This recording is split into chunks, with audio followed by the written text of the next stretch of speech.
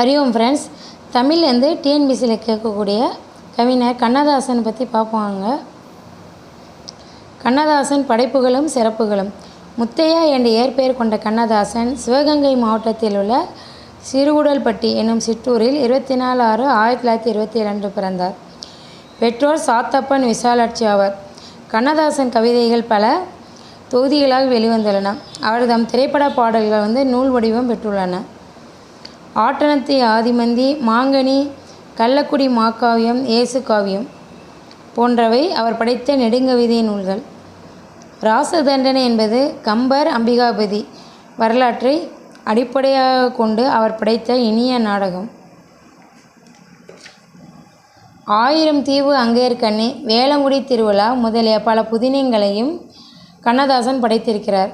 அவர் எழுதிய 20க்கும் மேற்பட்ட புதினங்களில் சேரமான் காதலை சிறந்த வரலாற்று புதினமாகும். அதற்கு சாகித்ய அகாடமியின் பரிசு கிடைத்துள்ளது.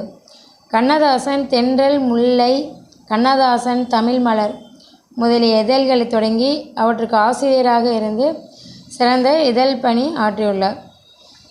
அவரோட கவிதைனா, நான் நிரந்தரமானவன், அழிவதில்லை, எந்த நிலையிலும் எனக்கு மரணமில்லை. இது கண்ணதாசனோட கூற்று. கவிஞர் கண்ணதாசனோட பாடல்கள் பார்க்கலாங்க.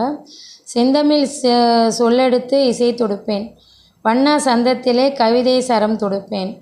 அடுத்து கதிர் வெடித்து பிளம்பு விழ கடல் கொதித்து சூடேற்ற இந்த பாடல். அடுத்து வாழ்க்கை என்றால் 1000 இருக்கும், வாசல் தோறும் வேதனை இருக்கும். இது சினிமாவில் இந்த பாட்டு வந்திருக்கு.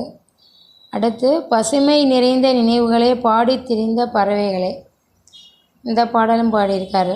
அடுத்து முத்தான முத்தல்லவோ, முயர்ந்து வந்த முத்தல்லவோ, கட்டான மலரளவோ, கடவுள் தந்த பொருளல்லவோ, இந்த பாட்டையும் பாடியிருக்காரு. அடுத்து எல்லாரும் எல்லாமும் பெற வேண்டும், இங்கு இல்லாமை இல்லாத நிலை வேண்டும் என்று சொல்கிறாரு.